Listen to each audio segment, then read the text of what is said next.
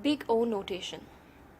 Big O notation is a tool used to analyze the running time of an algorithm. Previously, we saw how to count the number of operations in an algorithm to arrive at the running time in terms of the input size n. In this video, we will see the drawbacks that the previous method faces and how and why big O notation is required. So let us recap what we did previously. We had an algorithm which took a value n and calculated the sum from 1 until that number n.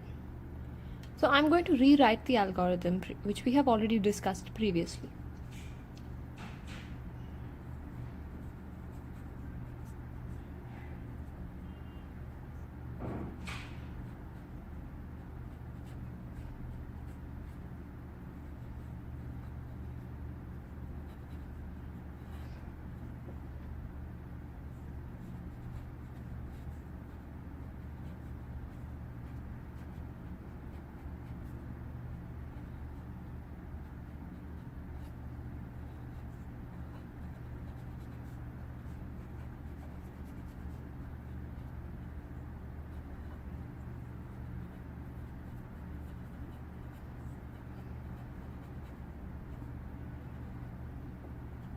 This is the algorithm which we have previously discussed.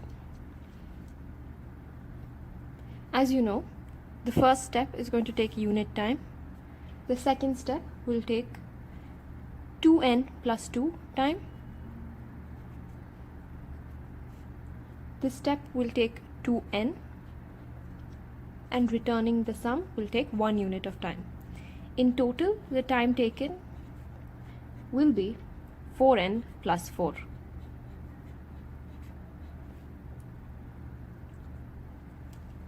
Now, what if I use the same logic to calculate the sum until n, but change the implementation of the algorithm just slightly?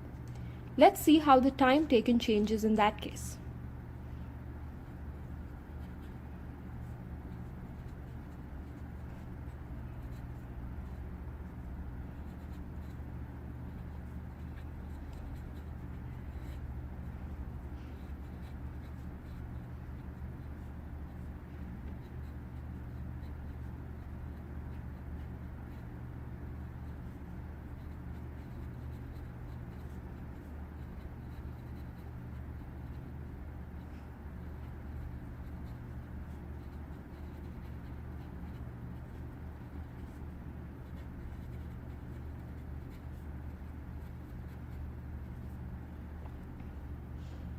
Now, in the second implementation of the same logic, the first step takes 1 unit of time.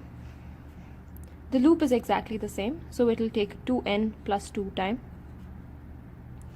This step, which on its own will take 2 units of time, occurs n times, so this will be 2n. This step, which takes 1 unit of time on its own, but since it happens n times, will take n units of time. Then we return the sum, which is another 1 unit of time. So now, if we add all these up, we can see that the time taken by this implementation is 5n plus 4. As you can see, when we count the primitive operations to arrive at the time taken by the algorithms, the time changes with any slight change in implementation. Now let's look at the graph made for the two versions of the time. On our graph, I'm going to take the x-axis as the input size and the y-axis as the time.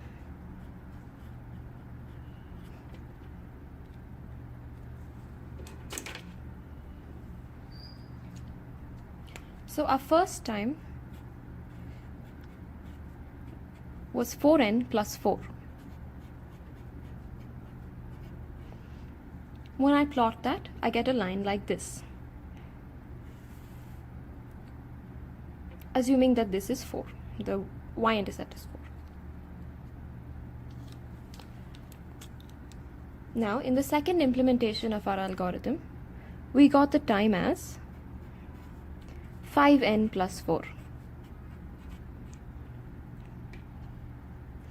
When we plot this, we get a line like that. Definitely, the two times vary, but they only vary very less. It is important to note that both these time functions are both linear in nature. That is, they both grow the same way with respect to n. This means that when I change n by say a factor of 2, that I double n, the time also will more or less double. So these two time functions grow in a linear fashion.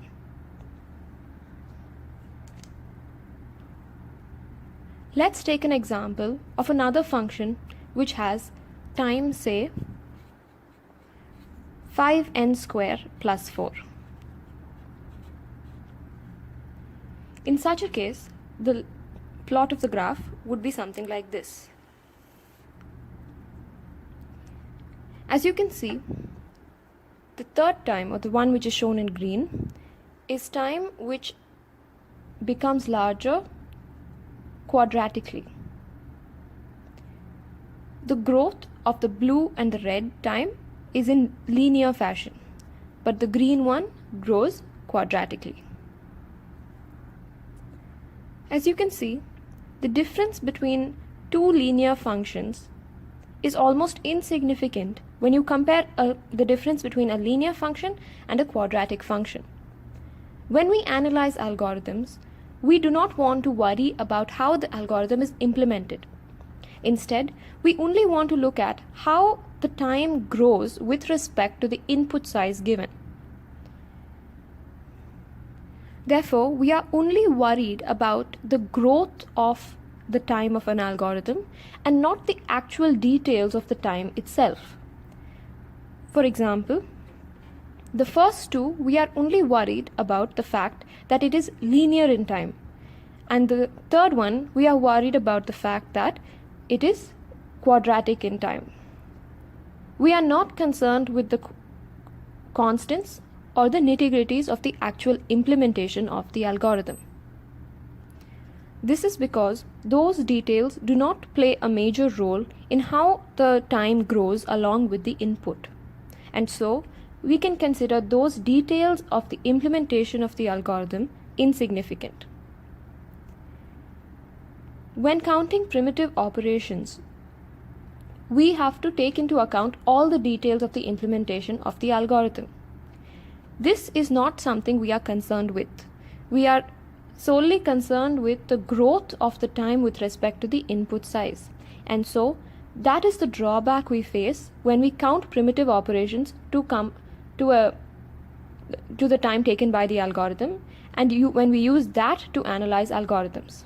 When analyzing algorithms, we want to look at purely the growth of the time, and we are not interested in the details. This is where we use big O notation, which gives us the growth of the time. The big O notation of a particular function gives the order of growth of that function. So let us look at what exactly that means.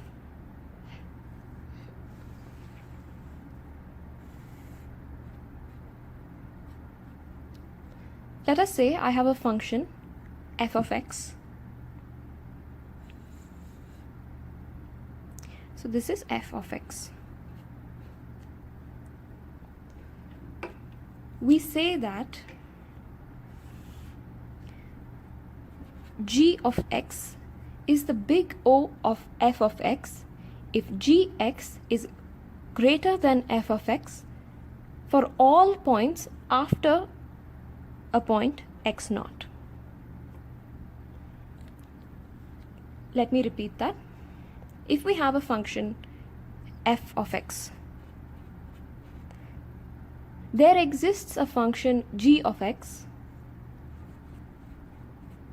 such that g of x is greater than or equal to fx for all points of x where x is greater than some x naught. As you can see, this holds for this graph. G of x will continue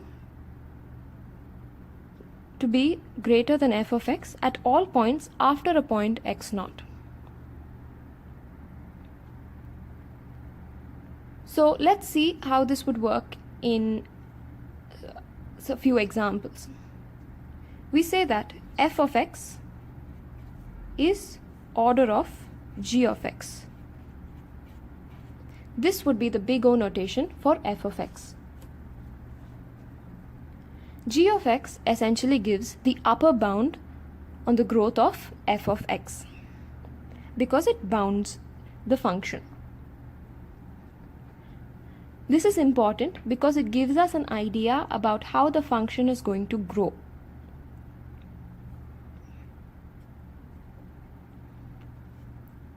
Let's look at a few examples.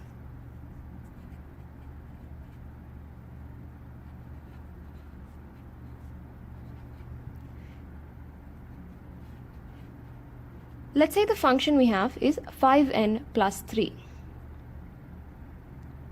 We determine the big O by finding the dominant term in its growth. What this means in simple terms is we choose that term which contains n which grows the most rapidly. In this case, it is 5n. Also, in big O notation, we need not worry about the constants because we are only worried about the growth. So we say that f of n is order of n. Let's look at another example.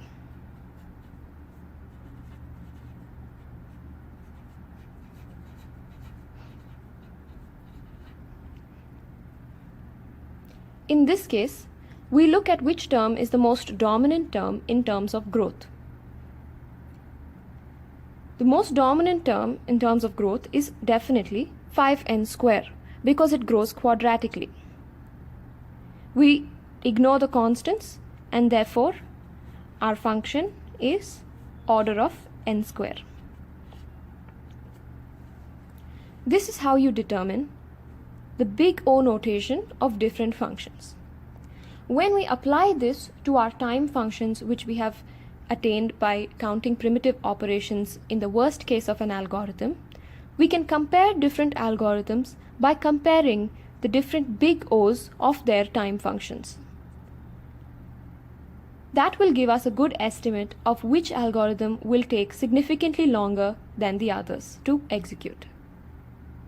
Therefore, big O is a very important tool we use when comparing algorithms based on the growth of the time with respect to the input size.